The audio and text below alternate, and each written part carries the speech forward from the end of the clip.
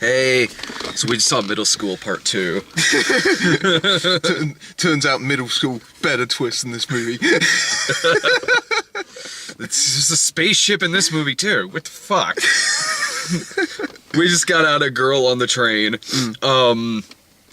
which I honestly really liked. Yeah, I quite liked it too. I mean, we were both kind of interested because we were checking Rotten Tomatoes earlier, as you do, and this was what, 45 or so.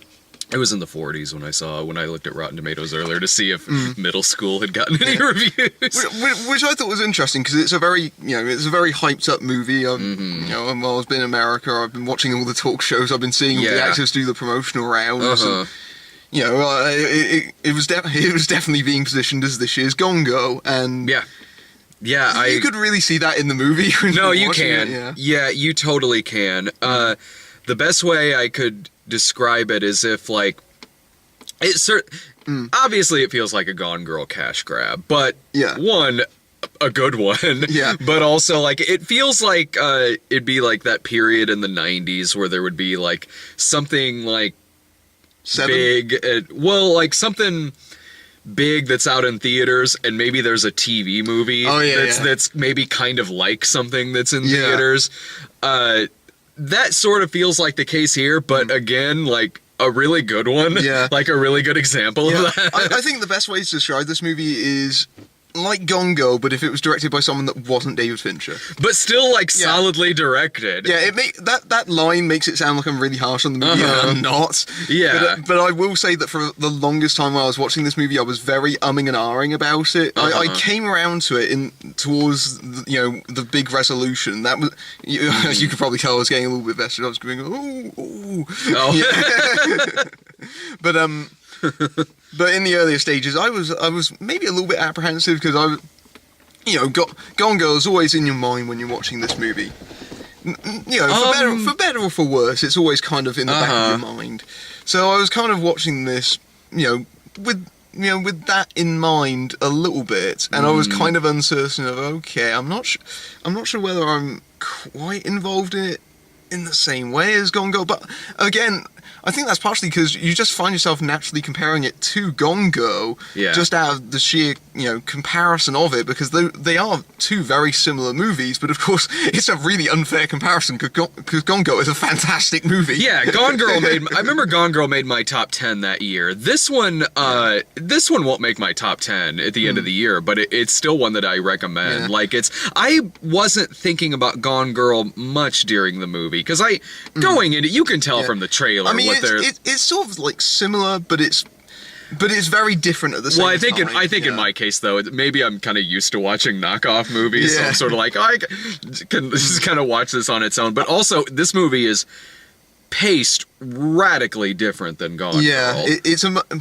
good half hour shorter than Gone Girl. It is, it is shorter. It is shorter. It doesn't have some of the humor that Gone Girl had, but there was never really a point in this movie where I was kind of debating to myself whether or not I liked it. From beginning to end, I was honestly thoroughly entertained by this movie. And part of that was honestly, like, how it was paced. This movie, I thought, used flashbacks really well. Yeah. Because from the beginning, you're not confused as the movie is setting itself up with its characters. What it does that's really cool is it kind of introduces you to these characters, like, it gives you little by little. It gives you just what it needs to give you in the moments you're seeing it. Like, for instance, like when it does the characters' names at the beginning, and it gives them their own. There are sort of three main characters. Yeah, they're all women played by we have Rachel played by Emily Blunt, and this is the first character that we're introduced to, and she's the titular girl on the train. She watches the second character, Megan, on. Haley Bennett. Yeah, Haley Who, Bennett. by the way, it took me until I think 3 or 4 times till I saw this trailer before I realized that wasn't Jennifer Lawrence in the movie. Yeah, I did spend much of this movie going, if this was a couple of years ago, that would have been Jennifer Lawrence. Yeah, and she's really good in this movie. She is Haley really Bennett good in this movie. It's just that I think Haley Bennett is sort of reaping the benefits of looking exactly like Jennifer Lawrence. That's not the first time that's happened. When I first saw the trailer for Magnificent Seven, I think when she popped up in it, I was like, did they put like Jennifer Lawrence in some different makeup or something like that? Is she one of the Magnificent Seven? It's funny because Haley Bennett was in a few movies, she was in the Joe Dante movie The Hole ages ago, and she kind of disappeared for a bit, and now she's suddenly had this resurgence around like The Equalizer because she was in that last year. And that's right. So it's like, cool, she's back. She is really good in this movie, but like I said, I'm like, God, I hope I'm not the only one who the first 4 times I saw this, because I saw the trailer quite a bit, but the first 4 times I saw it, I straight up thought it was Jennifer Lawrence until I was on IMDb. Well, the third character is Anna, who is the new wife of Rachel's ex, and I spent much of this movie going, "Who is that? Who is that?" I kind of was because it was bugging me, and it turned out it was Rebecca Ferguson from Mission Impossible: Rogue Nation. Yeah, the blonde hair had thrown me completely off. No, I didn't recognize her either until the ending credits. Yeah. But. So it does set up these 3 characters and kind of gives you a little bit there at the beginning, enough to where you're not confused, enough to where you realize really quick, on a what's the word I'm looking for, maybe a shallow level, or really quick glimpse of these characters. It's sort of at a glance. I mean, a glance. Thank you. It's essentially like Rachel on the train. We essentially meet Megan the first time through her viewpoint. Yeah. I mean. It's a typical stock thriller thing to say, but nothing is quite what it appears, and that is very much the case here. That's pretty much the case throughout the whole movie, because what it does really well with flashbacks is you think you kind of know everything about a character, or at least to a point, but then like a puzzle, as the movie goes on, it just shows you more and more layers of it goes back to show you something from a different angle or a different point of view, or it actually maybe gives context to a different situation. It shows maybe a longer sequence that's actually maybe a little sadder than you previously saw it. You kind of at first just think she's an alcoholic because her husband left her, but then it turns into this sort of stalker thing. Yeah. And then it goes even beyond that and beyond that. Not to the point to where it got ridiculous, but I thought it was cool. It kept me really entertained. Yeah, the movie does a really good job with the way that it very much sort of twists scenes. Scenes begin in very different places to the way that they start, and it always keeps you on your toes, especially because the way that the movie's edited, it's got a little bit of a slow pace, but it's gradually building tension. But whenever it snaps into a new scene, it always changes tack somewhere. It always, to use a train pun, it's always changing tracks. And I never got tired of the flashbacks this movie throughout, because they were all really important. They were all really vital to understanding what's going on in this film. You've really got to pay very close attention to the film, and it rewards you if you do that, especially. And it does a really good job because. Talking of viewpoints and things like that, the information is always presented in some way that's very, different. But it also uses the Emily Blunt's character's alcoholism very effectively in that it does try to trick you. It does occasionally try to lead you off the garden path, essentially, and it works. It does, because a lot of those reveals, when you find out a lot of things that happened during her blackouts, really did get me. A lot of that was more surprising than some other aspects of the movie. And you don't feel cheated when the movie does that. Because the explanation for it makes total sense. Yeah, it absolutely does. And the acting all around is incredibly solid in this film. This movie has a fantastic cast. Yeah. But even saying that, Emily Blunt, she is brilliant in this movie. She is great, and I like this kind of movie. I like this mystery that's kind of being told through this really deeply flawed character. This very unreliable narrator. In this case, just straight up alcoholism, and through a lot of the movie you think she's also this drunken stalker. Well, of course, during the movie, she steals Anna's baby. Yeah. And that's set up very early on, and it immediately puts you on edge because you know what she could potentially be capable of. Yeah. And I like that kind of movie. There's a really good thriller from the 80s called The Morning After with Jane Fonda, where it's also a murder mystery told through this character that Jane Fonda plays, who's just a total alcoholic. Yeah. Jeff Bridges is in it. It's a really good movie, and I hadn't thought about that movie in a while, and this one kind of, not that really that's kind of the only similarity between the two movies, but it made me realize how much I really like mysteries like that. Yeah, Blunt is fantastic in this movie. The camera really gets very up close to her, very much it absorbs her every tear, and you see the bloodshot in her eyes. Yeah, it's a very unflinching performance. It's not very Hollywoody or anything like that. It's a very, very brutally honest portrayal of alcoholism. Yeah, it was reminding me a lot of like Leaving Las Vegas. Yeah, like totally, like down to like the shakes, the blackouts, her eyes bulging, bloodshot, all of that. The movie works as a whoddunit, but why I think it's so engaging is that it also works really well as a character study, especially of Emily Blunt's character. Good Lord, yeah, absolutely. Because she is trying to live her life through both of these characters. They're like I said, they are all intersected in some way. Megan is essentially the romance that she aspires to have, the woman that she would like to be, and Anna is sort of the woman that stole her man, essentially. Living the life that she wanted and everything, complete with like a newborn baby. Yeah, because it's established that the relationship between her and her ex, played by Justin Theroux, broke down because they couldn't have a child, and that was sort of the turning point in the relationship. And you have Megan's character, who absolutely hates babies, but somehow managed to get herself into babysitting. And then when you find out some reveals later on with her, it's like, that had to have been brutal. Fuck. Justin Theroux's great in this. Yeah. Like, this is like, I've always liked him as an actor. The whole cast really is great. Oh, yeah. I mean, there's not a weak link in this film. Luke Evans. Luke, I really warmed up to Luke Evans. I mean, first couple of performances of Luke Evans, I just didn't really like Luke Evans because he has turned in a couple of bland performances. I mean, I think the first Dracula Untold. Yeah, I think the first time I saw Luke Evans in a movie was The Raven.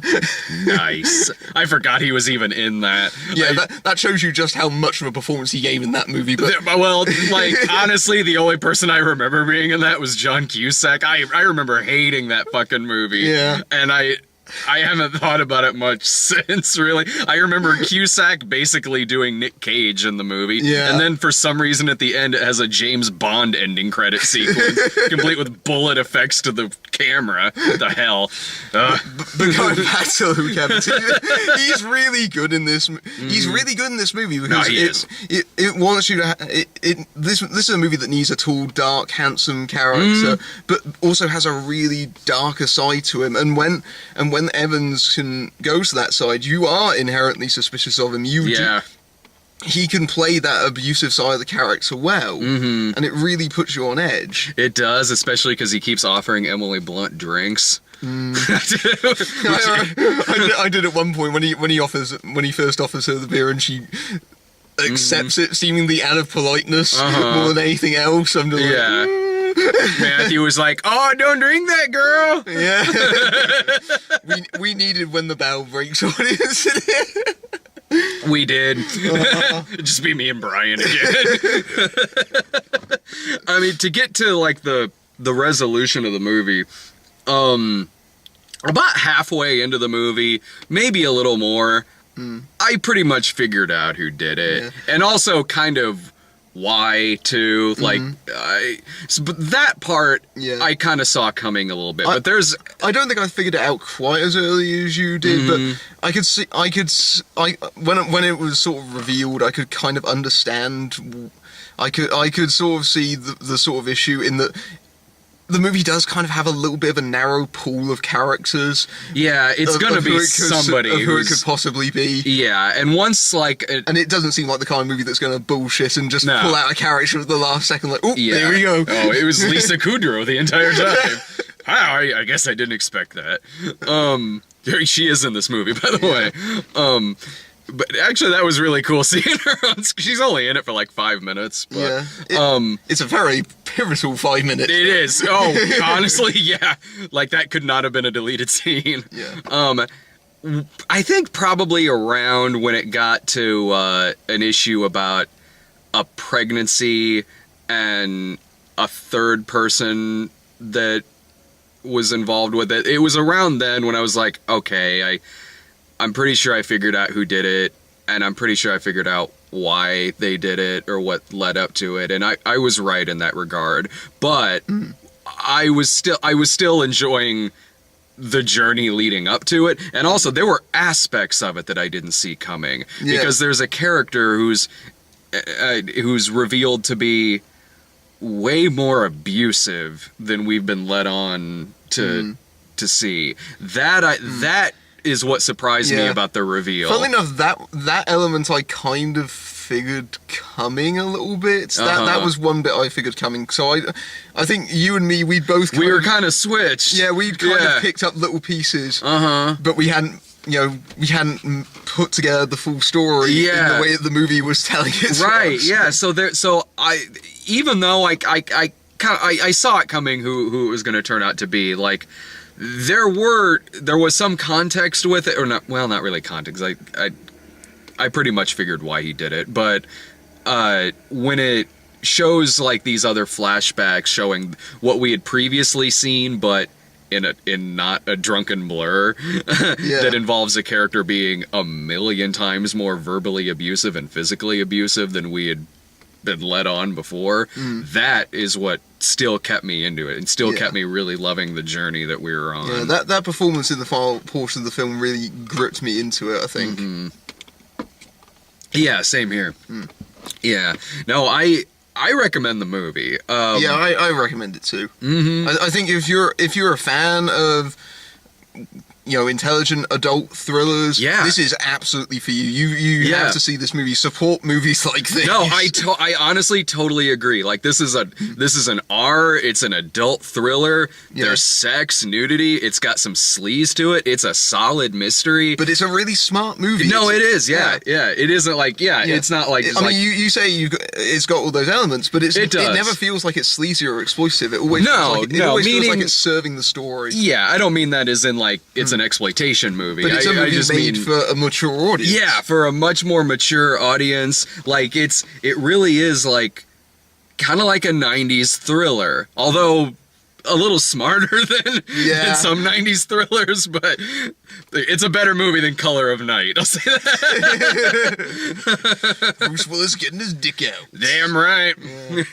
Pulp Fiction was the way better Bruce Willis getting his dick out movie. You always want to get a movie with a little bit of a Brucey bonus. Yeah, I mean, exactly. The movies where you see Bruce Willis's character's dick, you got Color of Night, Pulp Fiction, and Look Who's Talking. There's your trilogy right there.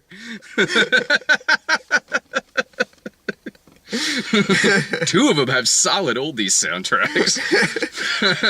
No, but like I agree. It's good to support this kind of smart, entertaining, very character-driven adult movie. Like, this doesn't cut itself down to a PG-13. No. It doesn't hold back in a lot of different areas. Like, in my opinion at least, it really does respect its audience. It respects the fact that, grown people are paying a ticket to see a good mystery. It's a movie that's made far too infrequently these days when everything is sort of watered down to PG-13. I could imagine that there would be a PG-13 version of this movie, but it would feel compromised. It would... When this movie does go R, it feels very appropriate, and it always kind of hits you in the gut whenever it does that. Yo, Lord, yeah. Yeah, there are actors in this movie who don't have a no nudity clause.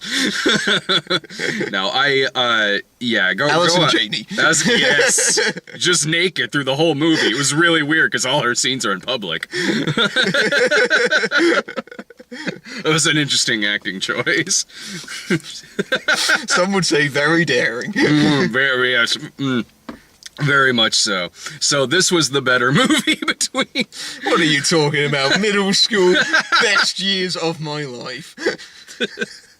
Middle school, the best movie of my life. Says Ben Lyons. And don't forget to come to the next Fathom events. Yeah. Fucking Ben Lyons. The only person I trust less than Ben Lyons is Armand White. And I'll see you at the movies. Well, do you have any other final thoughts about the movie? Go see it. Yeah. Mm-hmm. Yeah, check it out. I was thoroughly entertained by it. Tomorrow is another fantastic double feature. We've got Birth of a Nation. That won't be controversial whatsoever. No. And Masterminds. Again, practically the same two movies. See ya. Good night.